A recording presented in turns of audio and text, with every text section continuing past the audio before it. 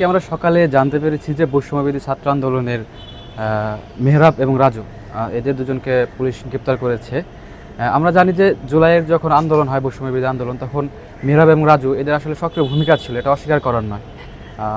এবং পরবর্তীতে যখন জেলার আহ্বায়ক কমিটি ঘোষণা করা হয় সেখানেও তাদেরকে অন্তর্ভুক্ত করা হয়, যেহেতু তাদের একটা অবদান ছিল।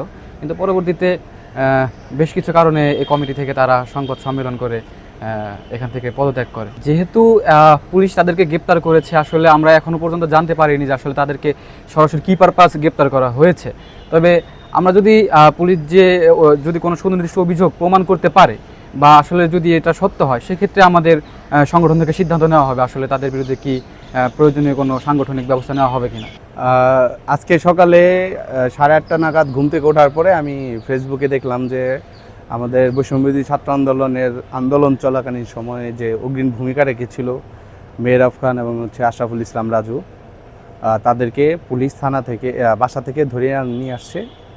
এটা আমি ফেসবুকে দেখতে পেলাম। পরবর্তীতে আমি ওসি মহোদয়কে ফোন দিলাম। ফোন দিয়ে জানতে চাইলাম কী বিষয়। সে বলল যে জিজ্ঞাসাবাদের জন্য, প্রাথমিক কিছু অভিযোগ আছে, সেই জিজ্ঞাসাবাদের জন্য।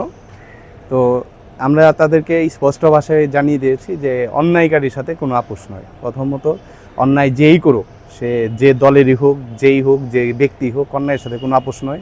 তাদের যদি অন্যায়ের সাথে কোনো সম্পৃক্ততা পায়, তাহলে আইনের সাথে আমরা নিজেরাও আছি। আর যদি তাদের সাথে কোনো সম্পৃক্ততা না থাকে, তাহলে তাদের যে হ্যারাসমেন্টের জন্য আসলে দুঃখ প্রকাশ করতে হবে। আর দ্বিতীয়ত, আর এরপরে কথা হচ্ছে যে বৈষম্যবিরোধী ছাত্র আন্দোলনের যখন কমিটি দেওয়া হয়, তখন তারা এই কমিটির সাথে বিরোধিতা করে পদত্যাগ করছে।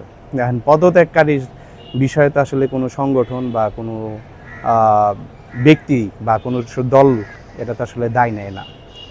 এখন তারা যদি বৈষম্যবিরোধী ছাত্র আন্দোলনের ব্যানার ব্যবহার করে কোনো অন্যায় করে থাকে, তাহলে সেটা সাংগঠনিকভাবে যে প্রক্রিয়া আছে, আমরা সেই প্রক্রিয়া অনুযায়ী নিজেদের পদক্ষেপ গ্রহণ করব।